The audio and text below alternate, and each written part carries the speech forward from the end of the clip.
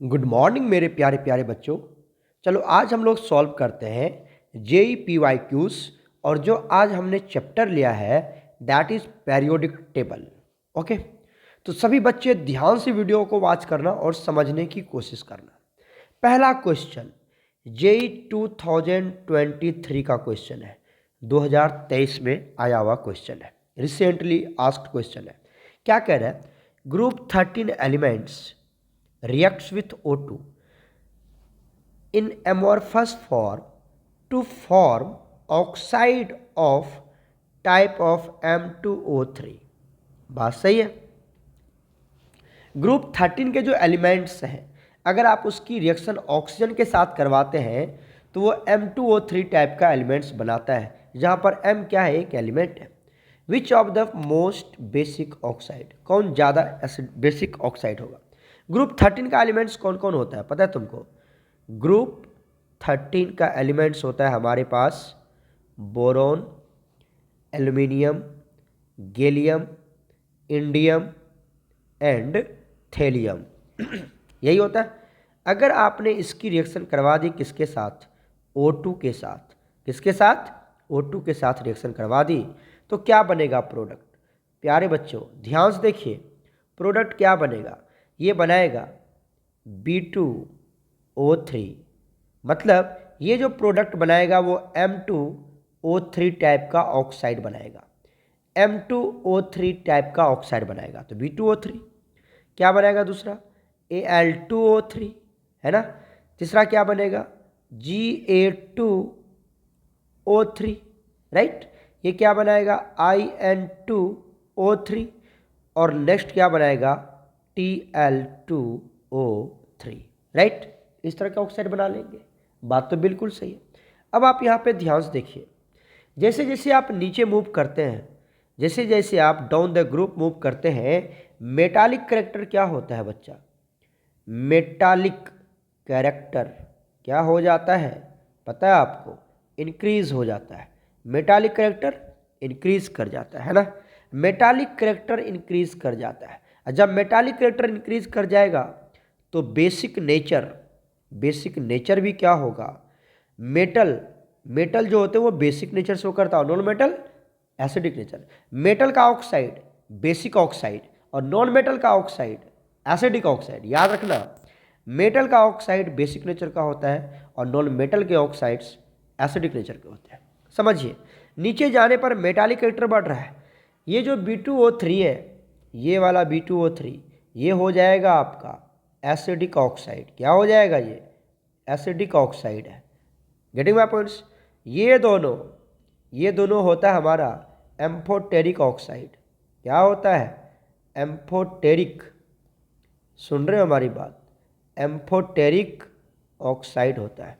और ये दोनों बेसिक ऑक्साइड होता है, बेसिक ऑक्साइड, राइट। पता तो चल गया कि ये बेसिक ऑक्साइड है। क्वेश्चन में पूछा कि मोस्ट बेसिक कौन होगा, तो प्यारे बच्चों मोस्ट बेसिक कौन होगा? अब बता दीजिए जल्दी से।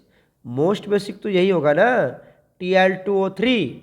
जो सबसे नीचे में होगा वो हाईली बेसिक होगा, है ना। तो Tl2O3 कहाँ है? ये आपका Tl2O3 है। इस तरह से आपका B option is absolutely correct. कैसे पता किया हमने? जैसे जैसे आप डाउन द ग्रुप जाएंगे मेटालिक कैरेक्टर इंक्रीज करता है, मतलब मेटल्स आपको ज़्यादा मिलेंगे। और मेटल के जो ऑक्साइड्स होते हैं वो क्या होगा? बेसिक इन नेचर होता है। तो बेसिक ऑक्साइड्स बनाएंगे और बेसिक ऑक्साइड्स में हाईली बेसिक कौन होगा? जो सबसे नीचे होगा वो हाईली बेसिक होगा, तो Tl2O3। ओके, चलते हैं हम लोग नेक्स्ट क्वेश्चन पर।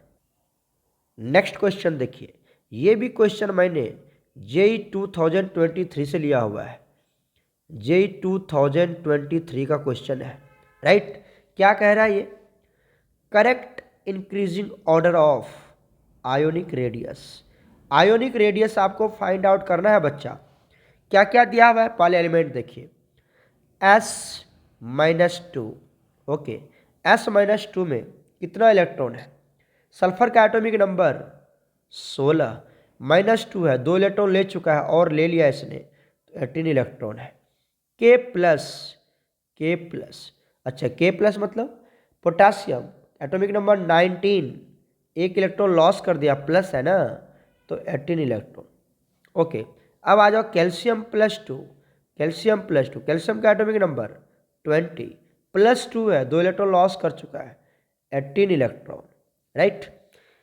Cl-, क्लोरीन का एटॉमिक नंबर 17, एक माइनस 18 एक इलेक्ट्रॉन ले चुका है उसने, माइनस साइन है, तो 18। मतलब ये जितने भी आप देख रहे हैं ये सब आपके आइसो इलेक्ट्रॉनिक स्पीसीज है। क्या ये सब? Iso electronic species. किसको बोलते हैं आइसो इलेक्ट्रॉनिक स्पीसीज? पता चल रहा है आपको? जिसके पास सेम नंबर ऑफ इलेक्ट्रॉन्स हो। तो सबके पास आप चेक कर पा रहे होंगे, सबके पास कितने इलेक्ट्रॉन है प्यारे बच्चों? 18 इलेक्ट्रॉन है। सबके पास कितने इलेक्ट्रॉन है? 18 इलेक्ट्रॉन है। क्लियर हो रहा है? इसका 16। क्लियर है?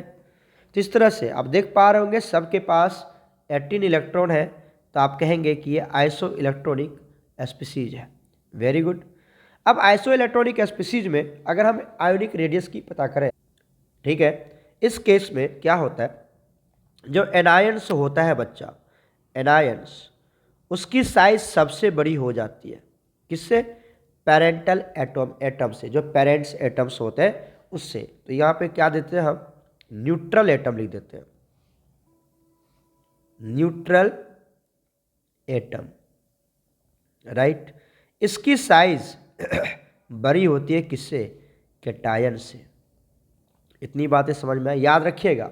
एनायन में भी जो पहले माइनस आएगा वो छोटा होगा, किससे? जिसके ऊपर -2 आ जाएगा। जिसके ऊपर -2 आ जाएगा, ये और भी छोटा हो जाएगा, किससे? -3 वाला से। यहाँ तो आएगा आपके पास, समझ में आया? यहाँ तो आपके आएंगे neutral atom. Getting my points?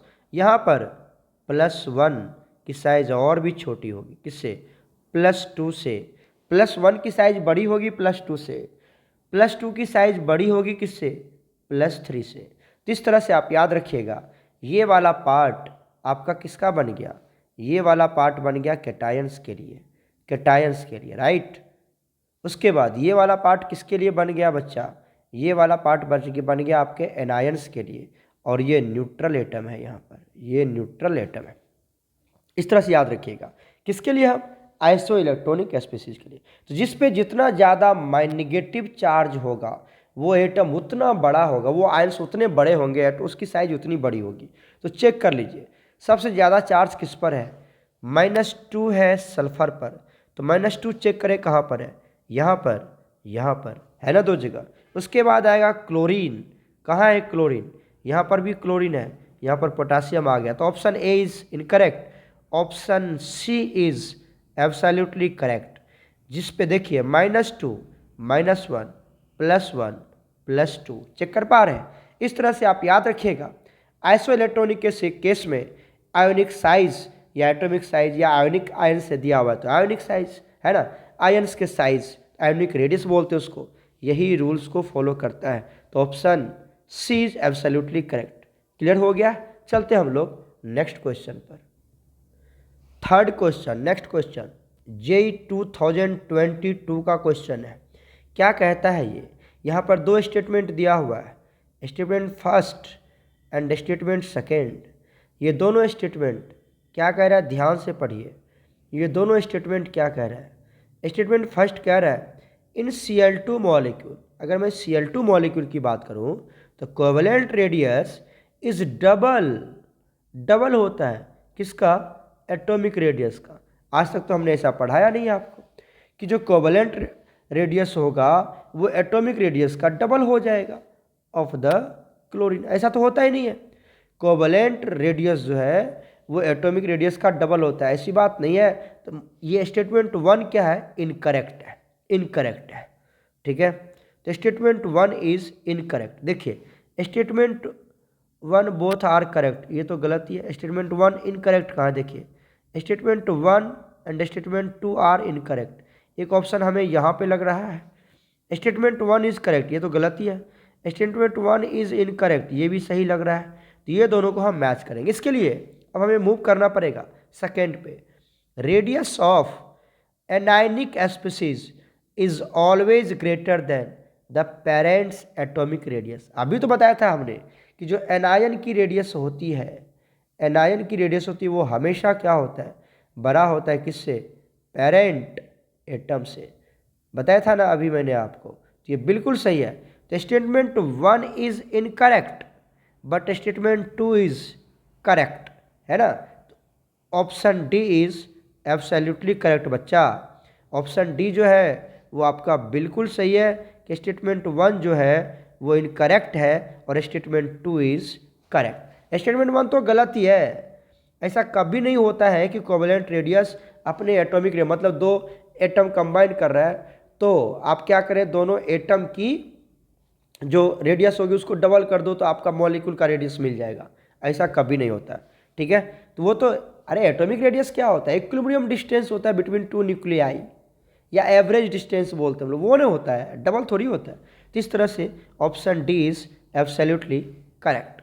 समझ में आ गया बात कि नहीं आई, समझ में क्लियर हो गया। चलते हम लोग नेक्स्ट क्वेश्चन पर। नेक्स्ट क्वेश्चन देखिए, ये भी क्वेश्चन जेई 2022 का क्वेश्चन है। क्या कहता है, among the following basic oxide is, कौन आपका बेसिक ऑक्साइड है, SO2। SO2 क्या बेसिक ऑक्साइड है, ये सल्फर नॉन मेटल्स है, सिलिकॉन नॉन मेटल्स है ना। सिलिकॉन, अरे सल्फर सब गैस है, सिलिकॉन ये सब क्या है, नॉन मेटल है। तो ये दोनों ऑक्साइड क्या होता है बच्चा, ये दोनों ऑक्साइड तो एसिडिक ऑक्साइड होता है।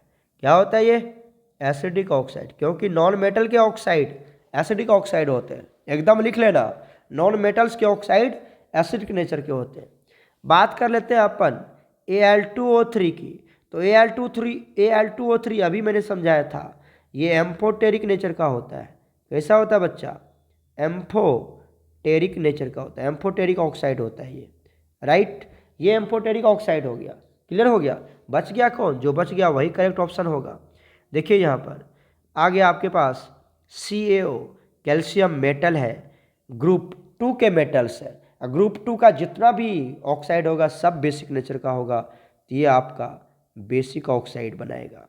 बेसिक ऑक्साइड है तो करेक्ट ऑप्शन इज सी। एकदम फ्रैक्शन ऑफ सेकेंड में बनने वाला क्वेश्चन, आप चेक कर पा रहे होंगे तो ठीक है। चलते हम लोग नेक्स्ट क्वेश्चन पर। नेक्स्ट क्वेश्चन देखिए, ये भी क्वेश्चन मैंने 2022 का क्वेश्चन लिया हुआ है। आपको यहाँ पे जितने भी क्वेश्चन मिलेंगे वो सब रिसेंट क्वेश्चंस मिलेंगे आपको, ठीक है।